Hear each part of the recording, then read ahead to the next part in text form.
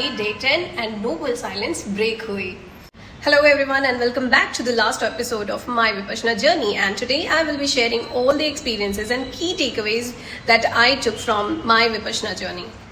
And the day 10 started with Maitri practice. Maitri practice वो practice है जहाँ पे हमें ये सिखाया जाता है कि हम जितनी भी पॉजिटिविटी, जितनी भी लर्निंग्स अपने लाइफ में लेते हैं, that's not only for us, rather it's for everyone. सबका मंगल हो, सबका कल्याण हो. उसके बाद हमारा नोबल साइलेंस ऑफिशियली ब्रेक हुआ. 10 दिनों के बाद बोलना.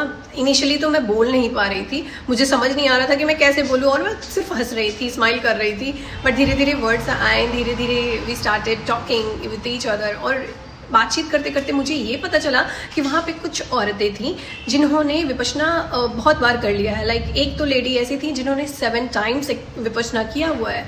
और इसे जानने के बाद मैं थोड़ी शॉक भी थी, क्योंकि उनकी बातों को सुनने के बाद आई थॉट कि इतनी बार प्रैक्टिस करने के बाद तो इंसान को बहुत ज़्यादा वो ट्रांसफॉर्म हो जाना चाहिए and they should be non biased, non judgmental. लेकिन उनकी बातों में ये रिफ्लेक्ट नहीं आ रहा था. एंड यहाँ से मुझे एक लेसन ये मिला कि किसी एक टेक्निक को बार बार प्रैक्टिस करने से आपका ट्रांसफॉर्मेशन नहीं होता है, उसको डीपली समझने से होता है. तो that was one lesson. Another part one was that यहाँ से मुझे ये समझने को मिला कि we should not be very judgmental, we should not जज थिंग्स, और हमें चीज़ों को एज इट इज़ ही देखना है, ना कि the way we want it to be. Right. And the next thing that I want to say here कि ड्यूरिंग माई विपश्यना जर्नी मुझे नहीं लगता कि मैं परफेक्ट हुई हूँ, but yes definitely I am more aware than earlier I was.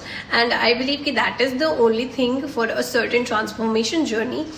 तो this was my whole journey. And at last I would like to ask you question कि क्या आप 10 दिन तक रह पाओगे बिना फ़ोन, बिना डिस्ट्रैक्शन के, जस्ट अपने थॉट्स के साथ? और अगर येस, तो ऐसा क्या है जिसको आप अपने लाइफ से, अपनी मेमोरीज से बाहर निकालना चाह रहे हो? I don't want this answer, but just think about it कि एक ऐसी कौन सी चीज़ है जो कि आपको अभी तक बहुत ज़्यादा बॉदर कर रही है and you want to get rid of it.